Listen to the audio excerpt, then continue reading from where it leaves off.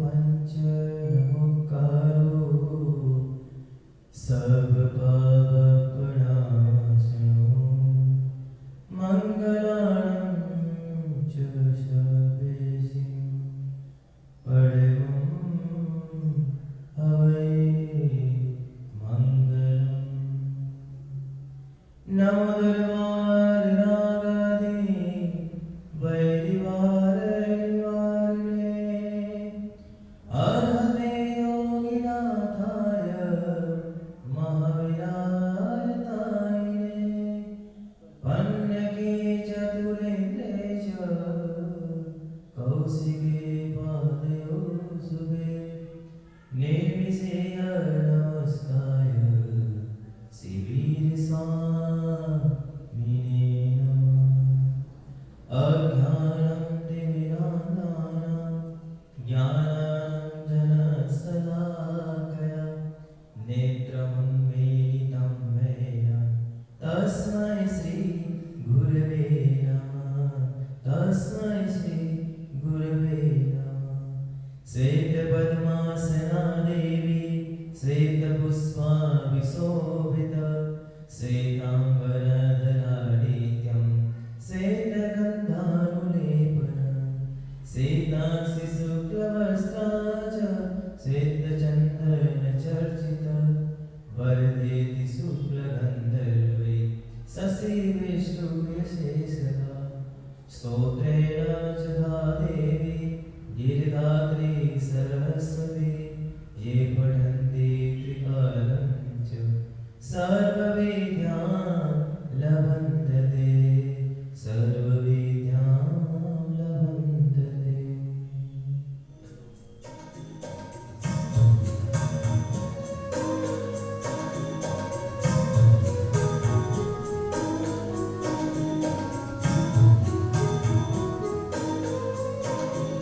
स्वामी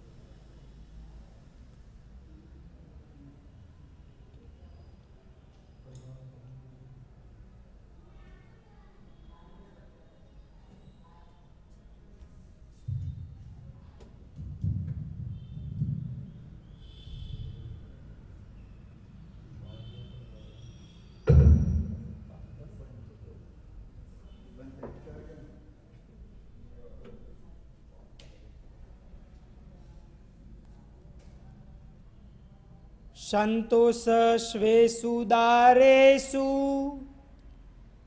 त्यागश्चापरयोवितां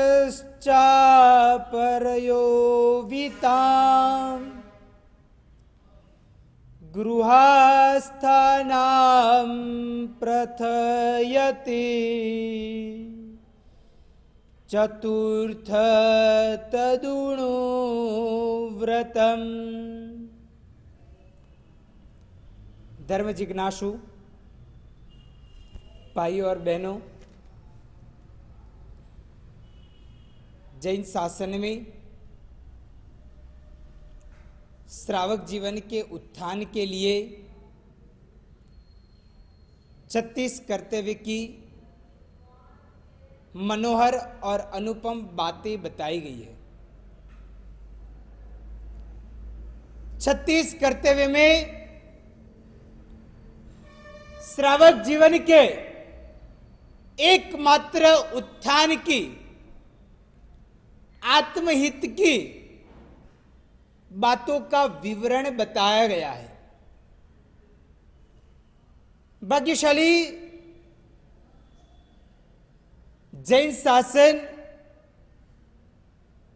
एक ऐसा अनूठा शासन है कि जिसमें खुद तीर्थंकर परमात्मा भी उनकी जो मोनोपोली समान मोक्ष में जाने की साधना आराधना भी उन्होंने सहजता से हमारे सभी के आत्म कल्याण के लिए बताई है। भाग्यशाली 11वें कर्तव्य परिपूर्ण हो गए हैं। 12वां कर्तव्य शील यानी कि चारित्र धर्म की बात चल रही थी। चारित्र अपने जीवन काल के दौरान पालन करना चाहिए। चारित्र का पालन जीवन काल में अत्यंत जरूरी और आवश्यक कहा गया है। भाग्यशाली जिन शासन में कहा गया है कि व्रत और पचखाण के बिना मोक्ष में गए हो, वैसे नव नारद जी की बात आती है, परंतु उन्होंने भी अपने जीवन काल में चारित्र का और सीयल का तो पालन किया ही था। कहा जाता है कि चक्रवर्ती भी अपने पास में रहा हुआ जो घोड़ा होता है, वो घोड़े की इच्छा के बिगर जबरदस्ती से वो चारित्र का, ब्रह्मचर्य का पालन करवाते हैं, तो वो घोड़ा भी मरते हुए 8वें देवलोक में जाते हैं। तो भाग्यशाली सोचो कि चारित्र किस प्रकार जरूरी कहा गया है। चारित्र, ब्रह्मचर्य ऐसा कहा गया है कि आप शायद दान कम ज्यादा करो तो एक बार चलेगा, आप तपस्या कम ज्यादा करोगे तो एक बार चलेगा, परंतु चारित्र का पालन अवश्य में होना चाहिए। चारित्र का पालन नहीं होगा तो बिल्कुल भी नहीं चलेगा। इसलिए अपने जीवन काल में एक बार पश्चिमी देशों के कोई विद्वान ने एक बात कही है कि अगर आपने धन को गुवा दिया, धन को गवा दिया, तो आप समझ लेना कि अभी भी कुछ भी आपका गया नहीं है, क्योंकि आज आपने धन को गवाया है तो वापिस धन आपको कल मिल सकता है। उन्होंने कहा कि यदि आपने आपका स्वास्थ्य को, आपके निरोगी पने को बिगाड़ा तो समझना कि आपका थोड़ा कुछ बिगड़ा है, परंतु आपने आपके चारित्र को बिगाड़ा तो समझ लेना कि आपने सब कुछ बिगाड़ दिया है। इसलिए अपने जीवन काल के दौरान कैसी भी परिस्थिति आ जाए, परंतु ब्रह्मचर्य के लेवल के ऊपर मजबूताई जरूर होनी चाहिए। ब्रह्मचर्य के लेवल के ऊपर हमें चारित्र का पालन अवश्य में करना चाहिए।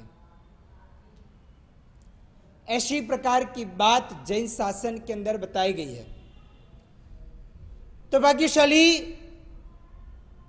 ऐसा कहा गया है कि पूज्यपाद महोपाध्याय यशो विजय जी महाराज साहिब ने भी कहा है कि मंत्र फले जग जस वधे, देव करे रे सानिध्य ब्रह्मचर्य धरे, जे नराते पामे नवनीत। यानी कि ब्रह्मचर्य के पालन के माध्यम से व्यक्ति के जीवन काल में कोई भी प्रकार के मंत्रोच्चार हो, मंत्र गिनने का प्रयत्न हो, वो जरूर फलता है। चाहे कोई भी साधक अपने जीवन काल में मंत्र की भी साधना करता हो ना, तो सबसे पहले नंबर में एक ही बात बताई गई है कि आप सबसे पहले चारित्र का और ब्रह्मचर्य का पालन करो, तो ही वो मंत्र आपको फलीभूत बनेगा। यदि आप आपके जीवन काल में चारित्र का पालन नहीं करते तो कभी भी वो मंत्र आप कितना भी गिनो परंतु वो सिद्ध नहीं हो पाएगा। इसलिए मंत्र की साधना के पहले भी कहा गया है कि चारित्र और ब्रह्मचर्य का पालन होना चाहिए। दूसरे नंबर में बात बताइए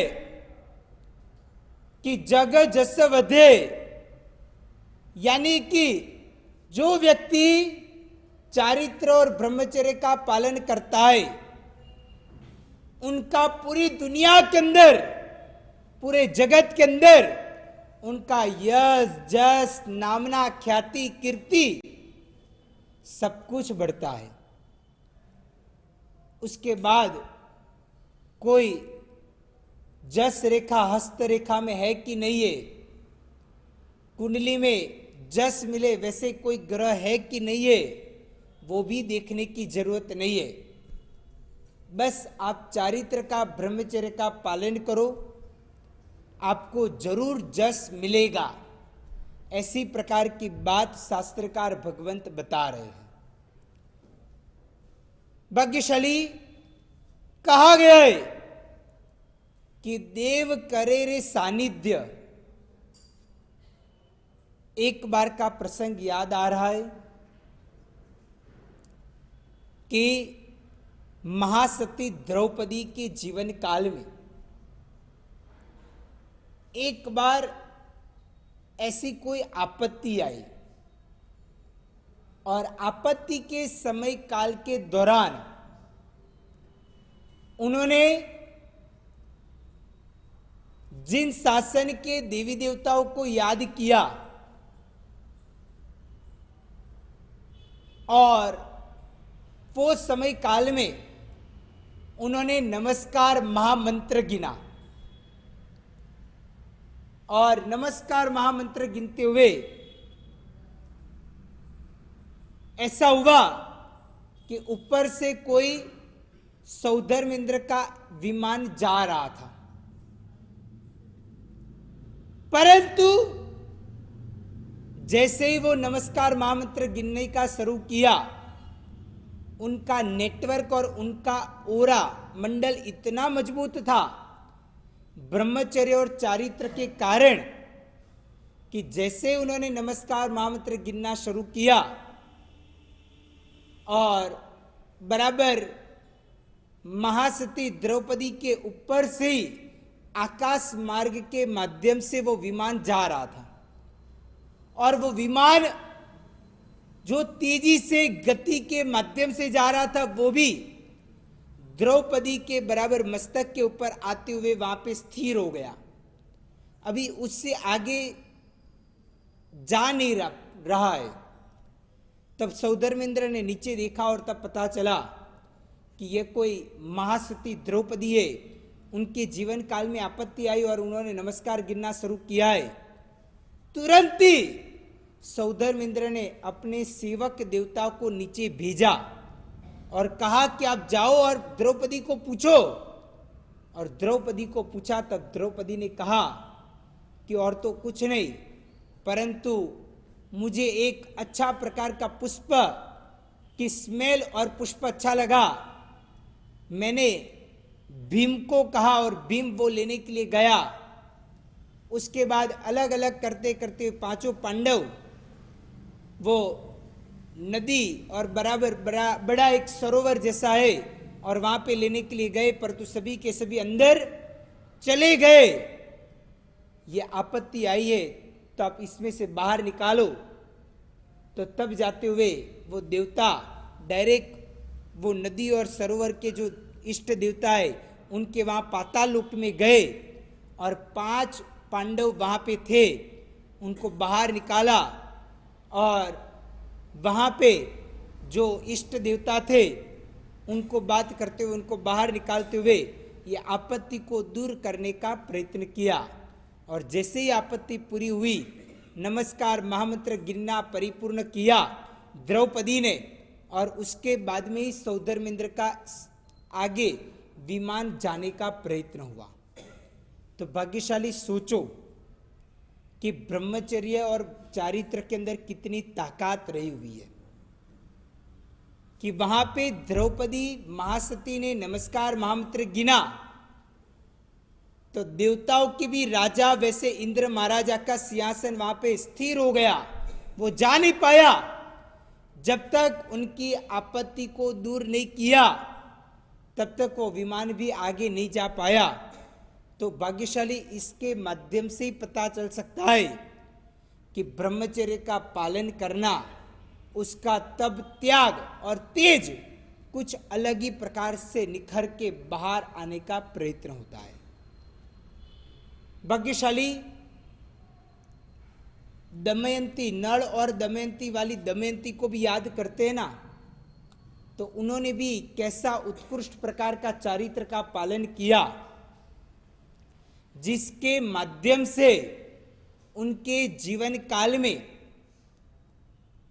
ऐसा हुआ कि जब नल और दमयंती का भव आया तब उनके मस्तक के ऊपर ललाट चमकने लगा। भाग्यशाली ललाट और ये मस्तक का ये भाग वो एक प्रकार का नसीब की निशानी कही जाती है। और भाग्यशाली ये तभी दिखता है कि जब व्यक्ति अपने जीवन काल में ब्रह्मचर्य और चारित्र का पालन करता है।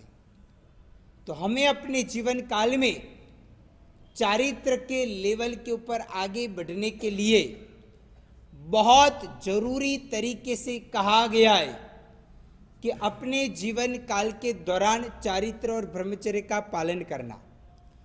भाग्यशाली उनके बाद ऐसा भी कहा गया है, ब्रह्मचर्य धरे जे नरा ते पामे नवनीत, यानी कि जो व्यक्ति ब्रह्मचर्य का अविहतपने मन वचन काया के माध्यम से पालन करते, उनके जीवन काल में 9 प्रकार की निधियां, रिद्धि, सिद्धि, सुख, समृद्धियां प्राप्त होती है।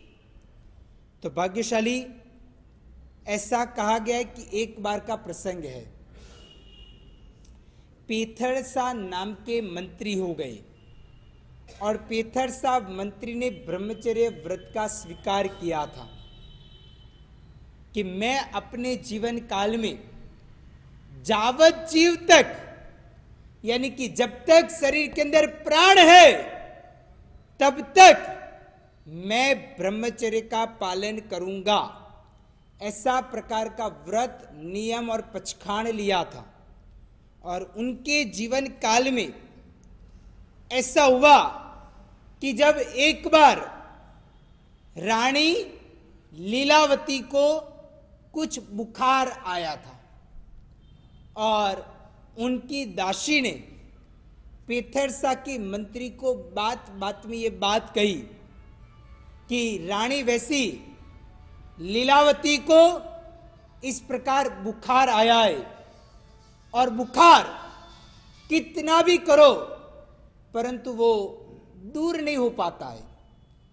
कितनी औषधि करवाई, कितना भी प्रकार का अलग अलग तरीके से मंत्र जाप करवाया, शांति और तुष्टि के जाप भी करवाए, कई सारे प्रकार के वैद्य इत्यादि को भी बताया, परंतु भाग्यशाली उनके जीवन काल में बुखार जाता नहीं है।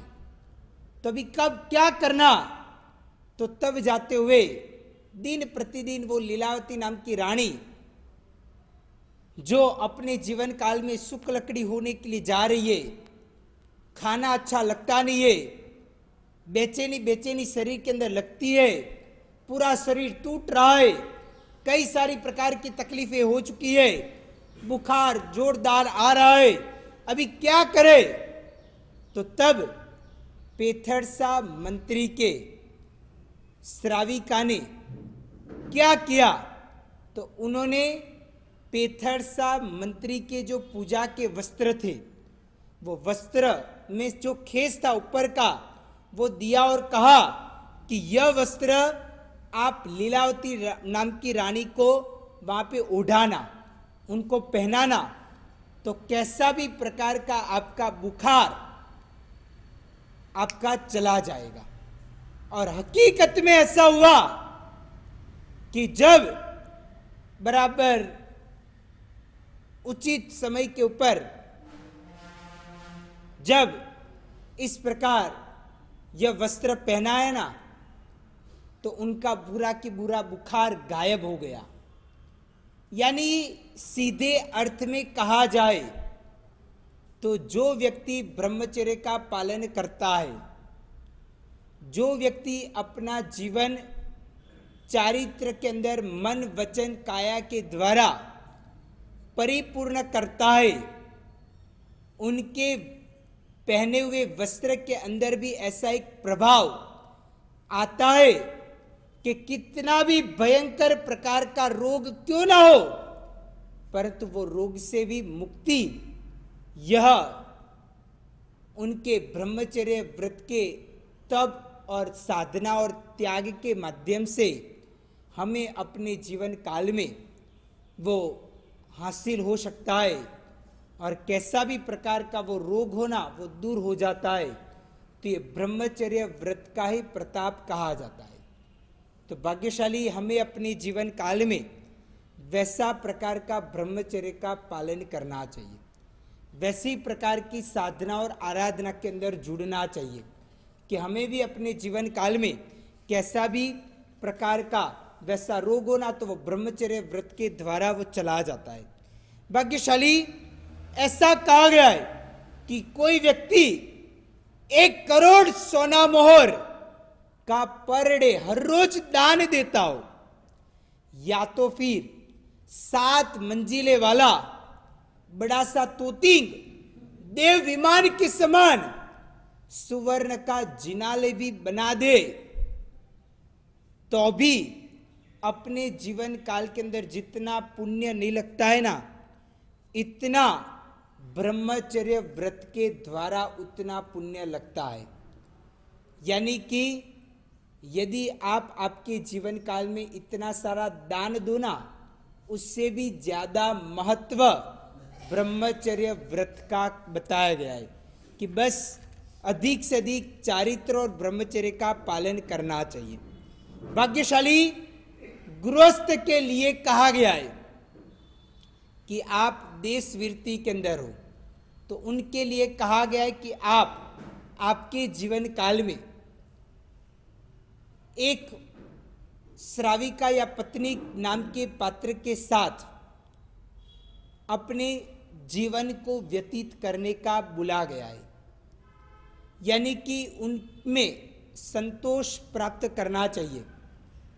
परंतु कोई भी प्रकार का कोई गृहस्थ हो, अन्य कोई स्त्री हो, परस्त्री हो, कुमारिका हो, विधवा हो, वेश्या हो, या फिर अन्य कोई भी प्रकार के तिर्यंच इत्यादि के साथ अपने जीवन काल के दौरान अमर्यादित व्यवहार कभी भी नहीं करना चाहिए। इस प्रकार की बात शास्त्र और आगमों के अंदर स्पेशली तरीके से चारित्र व्रत के लिए कहा गया है।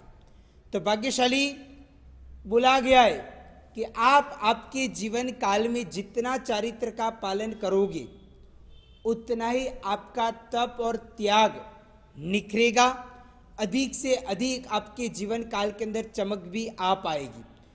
कहा गया है कि जैन शासन के इतिहास में कच्छ के, गुजरात के रहने वाले वैसे विजय सेठ और विजय सेठानी, जिनका बहुत अद्भुत जीवन चरित्र और आदर्श हमारे समक्ष है कि उनकी भांति भी ब्रह्मचर्य का पालन करना चाहिए।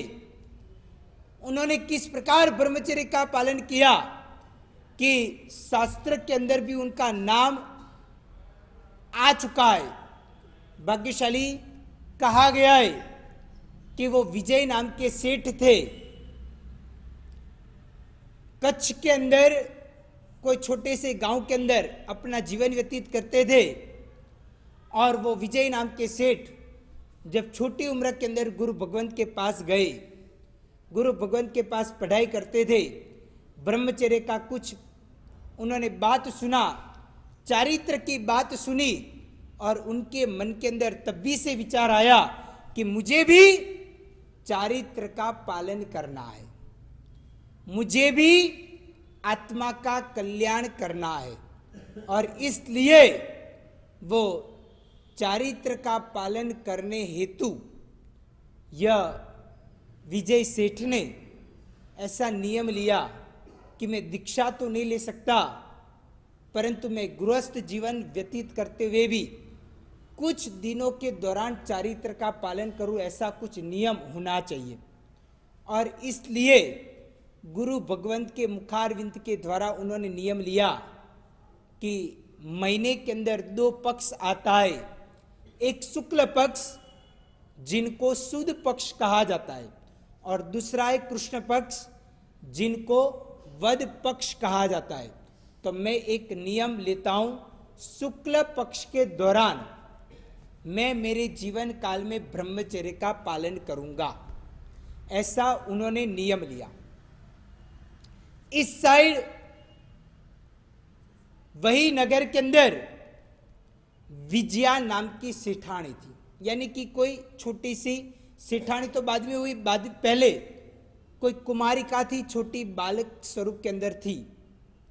वो भी कोई साध्वी जी भगवंत के पास गए, गुरु बनाए, उनके द्वारा धर्म को सुना, समझा, जीवन में कुछ आचरण में डालने का शुरुआत किया, और साध्वी जी भगवंत के पास उन्होंने भी एक प्रकार से सोचा कि ब्रह्मचर्य का पालन होना चाहिए। ऐसे तो दीक्षा ही लेने की मनोकामना थी, परंतु कुछ उनके योग नहीं होगा, संयोग नहीं होगा, दीक्षा तो न ली, परंतु कम से कम इतना नियम लिया कि मैं कृष्ण पक्ष के दौरान चारित्र का पालन करूंगी। और इस प्रकार का नियम उन्होंने अपने जीवन काल के दौरान लिया। अभी भाग्यशाली ऐसा हुआ कि समय और संयोग के बात देखो कि वही विजय सेठ और वो विजया सेठानी बने, और उन दोनों का आपस में रिश्ता फाइनल हुआ। उनके माँ बाप ने एक दूसरे के माँ बाप को कहते हुए वो रिश्ता फाइनल किया और दोनों की शादी हुई, क्योंकि पहले के जमाने के अंदर शादी के पहले एक दूसरे को देखने का भी नहीं होता था। सिर्फ माँ बाप एक दूसरे के पात्र को देखते थे और फाइनल कर देते थे। कभी भी वो लड़का लड़की एक दूसरे को देखने का प्रयत्न नहीं करते थे, और इसलिए तो वो जमाने के अंदर डाइवोर्स या तलाक इत्यादि इतना नहीं होते थे, शायद कहा जाए कि होते ही नहीं थे। परंतु आज व्यक्ति अपनी पसंदगी के ऊपर आया ना, माँ बाप को छोड़ दिया ना, माँ बाप का सानिध्य और माँ बाप का छत्र छाया छोड़ दिया, तब जाते हुए आज देखते हैं कि कैसी परिस्थिति उत्पन्न हुई। और धीरे धीरे करते करते हुए अपनी मन पसंदगी का पात्र लाने के बाद में भी सहन शक्ति की खामियों के कारण या तो अन्य कोई खामियों के कारण भी कई सारी प्रकार की तकलीफें शुरू हो जाती है। घर घर के अंदर रामायण और महाभारत शुरू हो गए। आगे बढ़ते हुए वो डाइवोर्स और तलाक तक भी चले जाते। पर तो पहले के जमाने के अंदर ऐसा नहीं हुआ करता था। विजय सेठ और विजया सेठानी ने अपने माँ बाप ने जो पात्र तय किया वो स्वीकार कर दिया, स्वीकृति कर दी। और ऐसा हुआ कि जब शादी की और पहली रात विजया सेठानी विजय सेठ की राह देख रही है, कमरे के अंदर जैसे विजय सेठ पधारे आए और एक प्रकार से घूंघट लगाया हुआ था, विजय सेठ ने वो घूंघट उठाया, तब पता चला कि ये औरत मेरी पत्नी है। उसके पहले उनको मालूम भी नहीं था। और विजय सेठ ने कहा कि अभी शुक्ल पक्ष चल रहा है और शुक्ल पक्ष के कुछ 3 दिन बाकी है, और 3 दिन के बाद हम संसार भोगने का प्रयत्न करेंगे। परंतु मुझे क्या नियम है कि शुक्ल पक्ष के दौरान मैं चारित्र का पालन करूंगा। तब विजया सेठानी ने भी कहा ये तो बहुत अच्छी बात है, परंतु मुझे ऐसा नियम है कि मैं कृष्ण पक्ष के अंदर चारित्र का पालन करूंगी। अभी क्या करेंगे? आपको शुक्ल पक्ष और मुझे कृष्ण पक्ष, ऐसा प्रकार का नियम है। तो तब सहजता से सोचो, पहली रात्रि के दौरान, पहली मुलाकात में सहजता से ये विजया सेठानी ने विजय सेठ को कहा कि कोई बात नहीं, अब बिल्कुल भी चिंता मत करो, मैं आजीवन ब्रह्मचर्य का पालन करूंगी। ऐसे भी मुझे तो दीक्षा लेने की इच्छाएं थी, पर तो कोई कारण से दीक्षा नहीं हुई। तो ये छोटा सा एक नियम लिया था कि चलो महीने में 15 दिन तो ब्रह्मचर्य का पालन होगा, ऐसा नियम लेके मैं बैठी थी। पर तो कोई बात नहीं, मैं आजीवन ब्रह्मचर्य का पालन करूंगी। आप कोई दूसरी के साथ शादी करते हुए आपके संसार को आगे बढ़ा सकते हो, इस प्रकार की बात कही ना। तब विजय सेठ ने कहा कि नहीं, बिल्कुल भी नहीं। पहले जमाने के लोग कैसे होया करते देखो, उन्होंने मना कर दिया कि नहीं, बिल्कुल भी ऐसा नहीं होगा। आप पूरी जिंदगी ब्रह्मचर्य का पालन करोगे तो मैं भी पूरी जिंदगी ब्रह्मचर्य का पालन करूंगा, मैं भी चारित्र का पालन करूंगा। और दोनों ने ये नियम लिया, और नियम लेते हुए एक ही कमरे में, एक ही घर में, एक ही छत के नीचे साथ में रहते हुए, एक ही कमरे के अंदर सोते हुए भी अपने जीवन काल में मन में भी विकार नहीं आने दिया। उन्होंने ब्रह्मचर्य का ऐसा पालन किया। तो भाग्यशाली वही जमाने के अंदर एक जिंदास नाम के सेठ थे। उनकी इच्छा थी, उत्कृष्ट भावना थी कि कोई ना कोई 84,000 साधु भगवंत को एक साथ में मैं पारना करवाऊं, वैसी एक मेरी इच्छा है। एक साथ में मुझे ये लाभ मिले। और तब भी कोई विमल केवली करते गुरु भगवंत पधारे थे, उनको कहा कि गुरुदेव ऐसी मुझे एक मनोकामना है, तो ये कैसे पूरा होगा ना। गुरु भगवंत ने कहा कि ये पूरा होना मुश्किल है, क्योंकि एक साथ में एक ही नगरी में एक ही जगह पे 84,000 साधु भगवंत मिलना तो मुश्किल है। मिलने के बाद वो सभी की निर्दोष गोचरी होना भी मुश्किल है। इसलिए ये चीज होना तो बिल्कुल भी जायज नहीं है, मुश्किल है। तो तब वो जिंदास नाम के सेठ ने कहा कि गुरुदेव मेरी एक ऐसी इच्छा ये परिपूर्ण नहीं होगी तो क्या होगा। तो तब विमल नाम के केवली भगवंत ने कहा कि तू बिल्कुल भी चिंता मत कर, कच्छ के अंदर जा और वहां पे विजय सेठ और विजया सेठानी है, उनको अच्छे भावना के माध्यम से साधर्मिक भक्ति तू कर। और साधर्मिक भक्ति करेगा ना तो तुझे जितना 84,000 साधु भगवंत की भक्ति का लाभ मिलेगा ना, उतना ही लाभ तुझे विजय सेठ और विजया सेठानी की एक टाइम की साधर्मिक भक्ति के अंदर मिलेगा।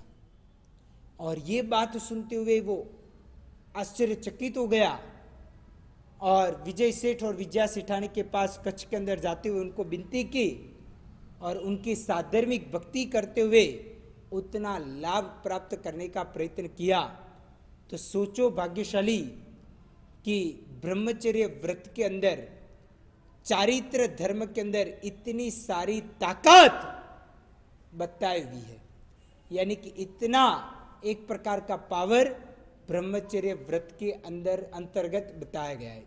तो हमें अपने जीवन काल के अंदर ब्रह्मचर्य व्रत को अधिक से अधिक पालन करने का प्रयत्न करना चाहिए। भाग्यशाली कहा गया है, अजैनों के अंदर एक प्रकार का ग्रंथ है जिसका नाम है मनुस्मृति। और मनुस्मृति नाम का यह ग्रंथ के अंदर, उनके एक प्रकार के ग्रंथ के अंदर यह बात बताई है कि मनुष्य को जीवन में एक ही बार अपनी पत्नी के साथ मैथुन का सेवन करना चाहिए ताकि कोई संतान की प्राप्ति हुए, अन्य बार नहीं।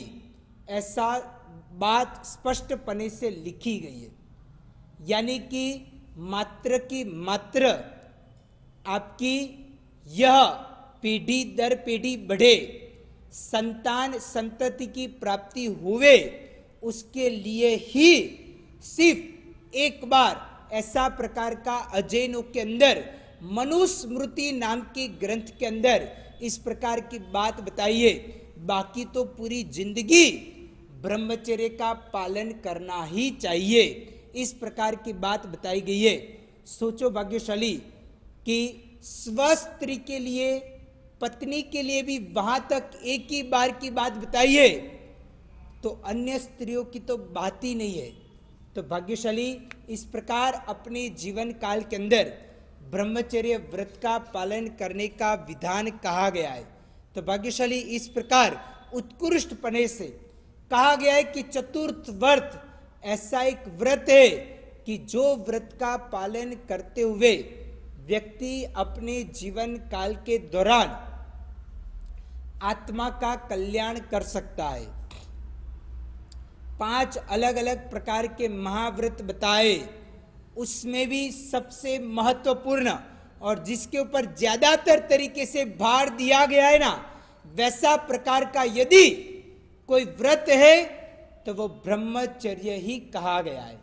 यानी कि ब्रह्मचर्य एक ऐसा प्रकार का व्रत कहा गया है कि वो अपने जीवन काल के दौरान ऐसा है कि वो व्रत अपने जीवन काल के अंदर ज्यादा से ज्यादा पालन करते हुए बाकी के सभी प्रकार के व्रत वो नदी के समान है, परंतु ये चतुर्थ नाम का व्रत यानी कि ब्रह्मचर्य वो सागर के समान कहा गया है। यदि चतुर्थ व्रत आप आपके जीवन काल के अंदर मजबूत हो तो बाकी के सभी व्रत आसानी से मजबूत हो पाएंगे। परंतु जो व्यक्ति चतुर्थ व्रत के अंदर ही गिर गया तो समझ लेना कि बाकी के सभी व्रत उसके कितने भी मजबूत हो परंतु वो गिर सकते हैं या तो गिर जाते हैं। इसलिए अपने जीवन काल के दौरान चतुर्थ व्रत यानी कि ब्रह्मचर्य के लिए अविहत और मजबूताई प्राप्त करने का प्रयत्न करना चाहिए। भाग्यशाली, आपको शायद आश्चर्य होगा परंतु बात सही है। बोला गया है कि जितना व्यक्ति अपने जीवन काल में ब्रह्मचर्य का पालन करता है ना, उतनी ही उसकी आत्मा की और शरीर की शक्तियां बढ़ती है। शरीर की शक्तियों का कंट्रोल में रहने का प्रयत्न होता है और जितनी वो शक्ति बढ़ेगी तो आप वृद्ध अवस्था के अंतर्गत भी मजबूताई प्राप्त कर पाओगी।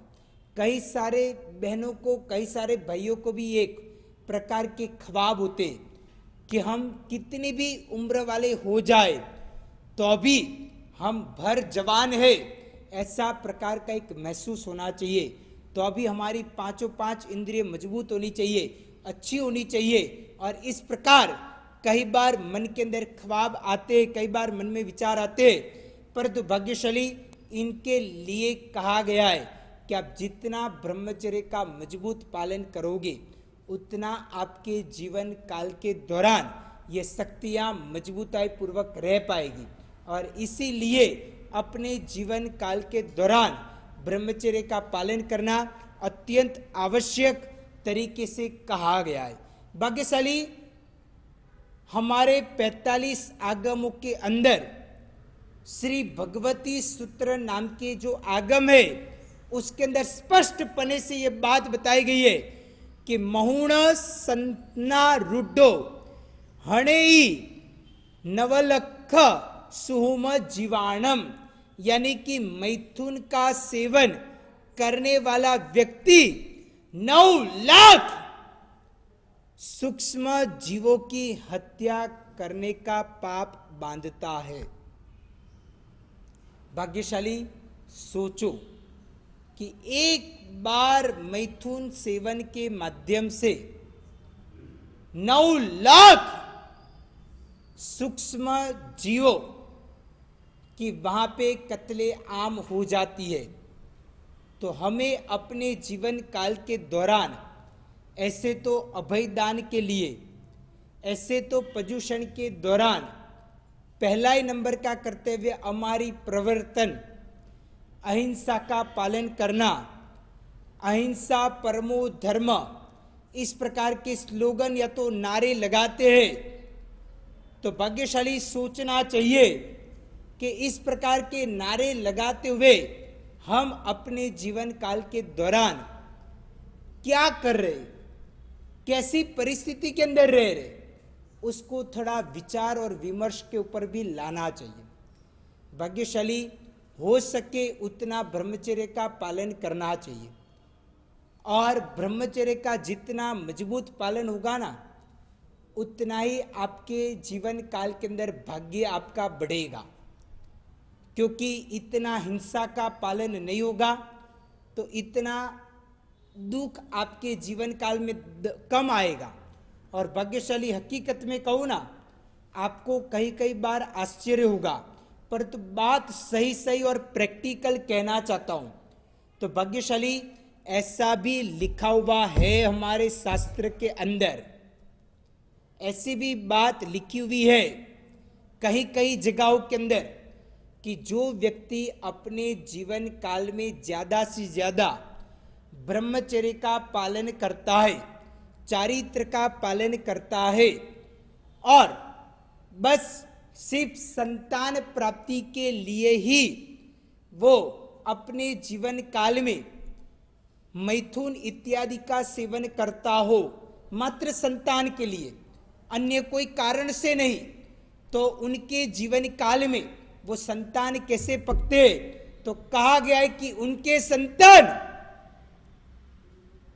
पूरे राज्य के अंदर, देश के अंदर, पूरे विश्व के अंदर नंबर 1 पक सकते हैं।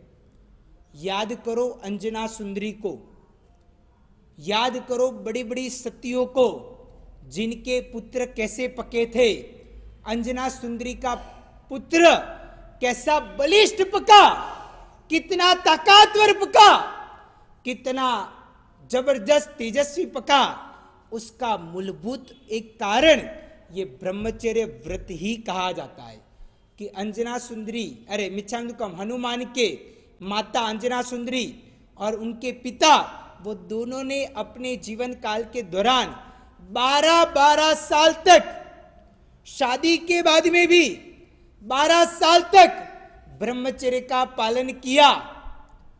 और सिर्फ एक बार मैथुन सेवन के माध्यम से उनके जीवन काल में जो पुत्र की प्राप्ति हुई ना, तो वो इतने शक्तिशाली, इतना मजबूत वो बालक हुआ कि वो एक बार जब विमान के माध्यम से भी जब वो बालक यदि गिरा ना, तो अभी ऐसा कहा जाता है कि ऊपर से गिरते हुए वो पहाड़ के पत्थर इत्यादि भी टूट गए, परंतु वो बालक को कुछ भी नहीं हुआ।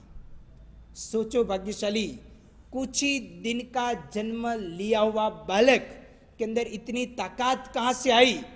तो ये ताकत उनके माँ बाप ने पालन किया हुआ ब्रह्मचर्य व्रत के माध्यम से आई है। इसलिए भाग्यशाली ज्योतिष के अंदर भी और जैन शासन के अंदर भी इस प्रकार की बाबतों का उल्लेख है कि यदि आप आपके बालक को जैन शासन का बहुत बड़ा सितारा बनाना चाहते हो ना, तो कहा गया है कि आप आपके जीवन काल के अंदर ब्रह्मचर्य व्रत के अंदर कुछ ना कुछ, ब्रह्मचर्य के अव्रत के अंदर कुछ संयमित होना, यानी कि कुछ कंट्रोल ऐसा करना कि सिर्फ संतान प्राप्ति के लिए आप मैथुन का सेवन करोगे ना, तो आपका बालक ऐसा प्रकार का पक सकता है, साक्षात स्वामी विवेकानंद भी पक सकता है और ऐसा मजबूत है वाला बन सकता है। कोई कोई जगह पे ऐसा भी लिखा हुआ है कि 2, 4, 10 संतान प्राप्त करवाना, या तो 1, 2, 3, 4 संतान, या तो 7, 7, 8, 8 संतान करना, उससे तो बढ़िया है 1 या तो 2 संतान करना, परंतु मजबूत करना, जो अपने जीवन काल में तेजस्वी पके, धर्मिष्ठ पके, धर्म के मार्ग के ऊपर आगे बढ़े। परंतु ये सब कुछ कब हो पाएगा कि जैसे माँ बाप ने अपने जीवन काल के दौरान ब्रह्मचर्य व्रत का अधिक से अधिक पालन किया हुआ होगा, अधिक से अधिक अपने जीवन काल के अंदर चारित्र का पालन किया हुआ होगा, तो ही वैसा प्रकार का संतान आपके जीवन काल के अंदर आपको मिल सकता है।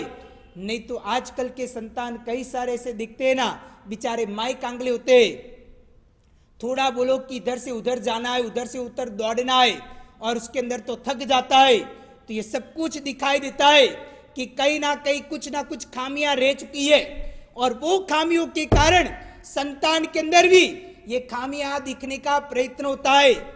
आजकल का बालक स्कूल सुबह में जाता है, शाम को आता है तो बेचारा थक जाता है, 2 घंटे तो अपना वो स्कूल बैग भी उठाते उठाते हुए थक जाता है, वो एक प्रकार से थका हुआ रहता है, माय कांगला रहता है, वो कभी आगे नहीं बढ़ सकता है, इधर इधर उस प्रकार अपना जीवन व्यतीत करता है। तो भाग्यशाली सोचना चाहिए कि माँ बाप को अपने जीवन काल के अंदर यदि ऐसा ब्रह्मचर्य का मजबूत पालन किया हुआ होगा ना, तो वो बालक भी आपका ऐसा मजबूत पकेगा। यदि बालक का भविष्य आप अच्छा रखना चाहते हो ना, तो उसके लिए भी चारित्र का पालन करना जरूरी है, ब्रह्मचर्य का पालन करना जरूरी है। इस प्रकार ब्रह्मचर्य का पालन करोगे ना, तो आपके बालक भी कुछ हेमचंद्राचार्य जैसे पक सकते हैं, आपका बालक बप भट्टीश्वरी आचार्य भगवंत जैसा हो सकते हैं, आपका बालक स्वामी विवेकानंद जैसे बन सकते हैं। इस प्रकार यदि बालक को बनाना हो, बालक को मजबूत करना हो, तो भाग्यशाली ब्रह्मचर्य का अविहतपने पालन करो। ये पीछे की राज की बात ये छिपी हुई है। बालक माय कंगला पकता है तो उसके पीछे का कारण ये है, परंतु ये आज का समाज मानने के लिए तैयार नहीं है। उनको तो बस मौज शौक एंजॉय और आराम करना है, जलसा करना है, उसी प्रकार की लाइफ जीनी है। बालक पके तो ठीक है, नहीं पके तो उसका भाग्य, वो जैसा भी पकेगा उसका नसीब, परंतु वैसा नहीं होना चाहिए। माँ बाप यदि ब्रह्मचर्य का मजबूत पालन करते तो बालक भी वैसा पक सकता है। तो भाग्यशाली अपने जीवन काल के दौरान इस प्रकार ब्रह्मचर्य का पालन करना चाहिए, ब्रह्मचर्य के मार्ग के ऊपर आगे बढ़ना चाहिए। चलो कोई बात नहीं, जिंदगी जितनी जिंदगी चली गई वो चली गई, परंतु कम से कम आज से हम जगे तो आज से हमारा सूर्योदय हुआ, वैसा समझते हुए भी कम से कम हो सके तो 5 तिथियों के दौरान भी ब्रह्मचर्य का चारित्र का पालन करना चाहिए। कहना चाहिए कि नहीं बस आज बड़ी तिथियां आई, पर्व तिथियां आई, तो आज हमें अब्रह्मण नहीं करना है, हमें ब्रह्मचर्य का पालन करना है। बस कम से कम 5 तिथि तो पालन करो, कि कम से कम थोड़ा बहुत तो पालन करो, कुछ ना कुछ करते हुए भी अपने आत्मा का कल्याण करो। बस आज इधर तक रखता हूँ, बाकी की बाबतों का विवरण आने वाले कल के प्रवचन के अंदर देखेंगे। वितरा की आज्ञा विरुद्ध कुछ भी बोला हुआ हो तो मिच्छामि दुक्कडम।